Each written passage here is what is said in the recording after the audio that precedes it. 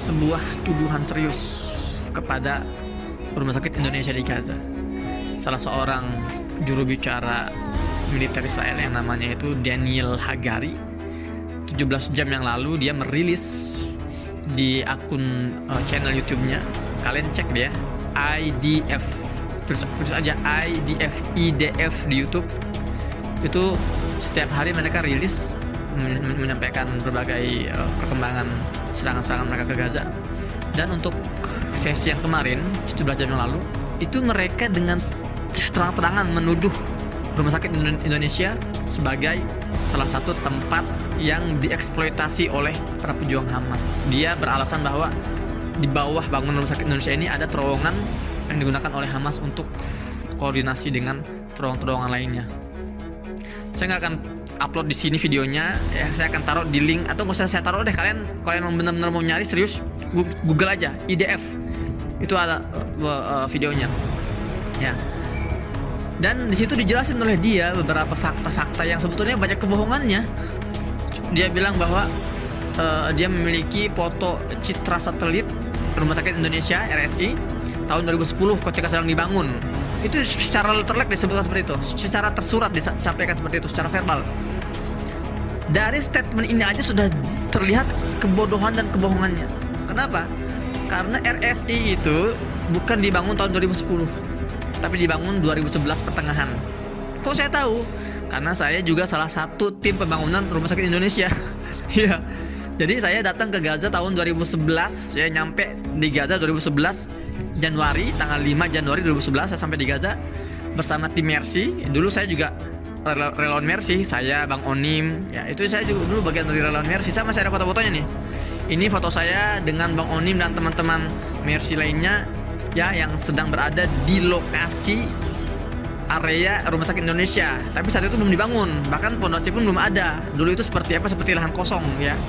Dan ini adalah foto saya dan teman-teman juga. Kita berdiri di depan mobil milik Mercy, ya, itu mobil yang sudah hancur, yang ditarget oleh Zionis Israel di hari pertama tanggal 7 Oktober tahun 2023 ini.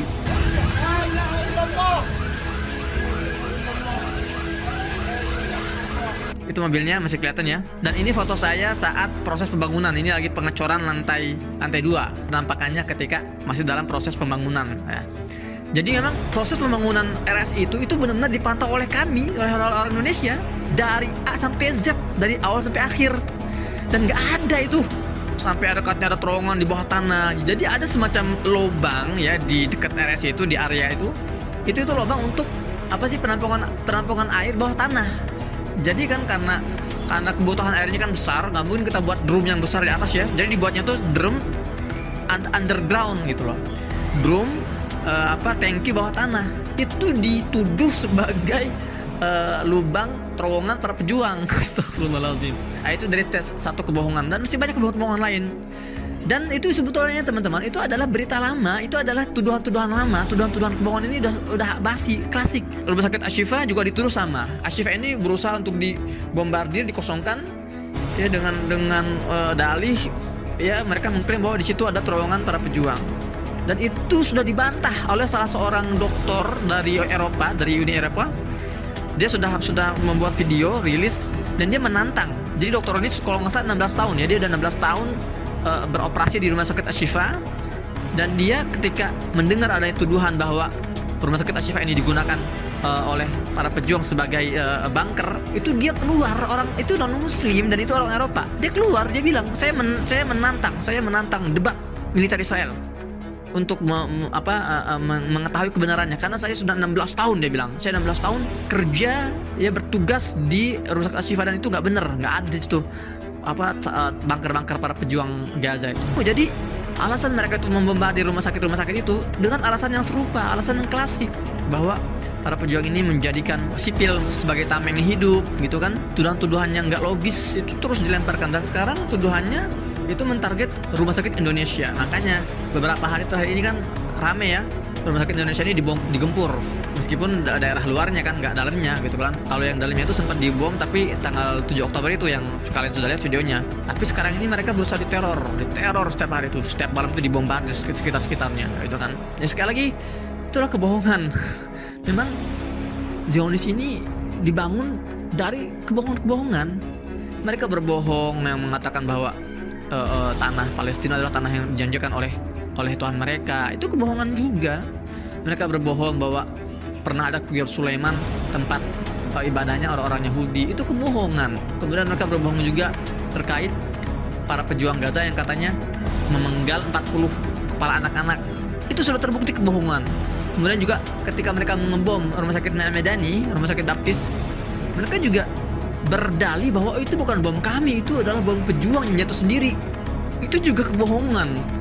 Jadi sudah banyak sekali berbagai kebohongan-kebohongan yang terus dibangun oleh mereka. Kasihan kalau ada orang-orang Indonesia yang menggunakan kebohongan-kebohongan itu sebagai argumen gitu kan, ditelan mentah-mentah kayak teman-temannya Abu Sendal itu.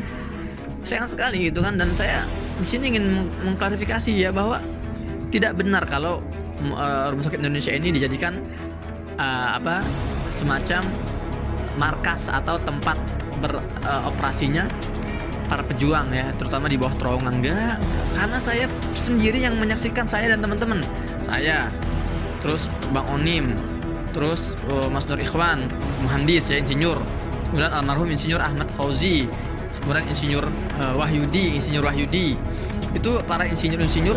Dan juga ada satu lagi namanya Abu Darusman ya, itu adalah orang-orang yang datang bersama kami di awal-awal tahun 2011 ya. Kalau Bang Oni sama Nurihun memang sudah sejak awal, sudah 6 bulan lebih awal datangnya, dan kami nyusul 6 bulan setelahnya.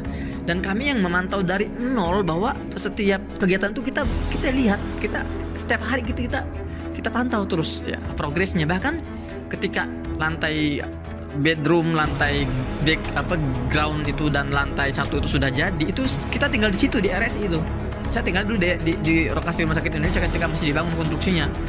Jadi nggak bener kalau misalnya di situ ada sarang-sarang para pejuang seperti yang dituduhkan oleh mereka. Ya lagi-lagi ini adalah sebuah bentuk frustasi dan depresi ya, karena mereka tidak bisa mengalahkan para pejuang, mereka tidak bisa mentarget para pejuang. Akhirnya mereka berusaha mencari pembenaran. Oh, kami nggak bisa mengalahkan mereka karena para pejuang ini bersembunyi di bawah rumah sakit ya, dengan alasan ya agar mereka ntar bisa mengosongkan rumah sakit dan mengebom. Ntar kalau sudah tidak terbukti ya, mereka akan berdalih lagi, akan berkicau lagi dengan kebohongan-kebohongan lainnya.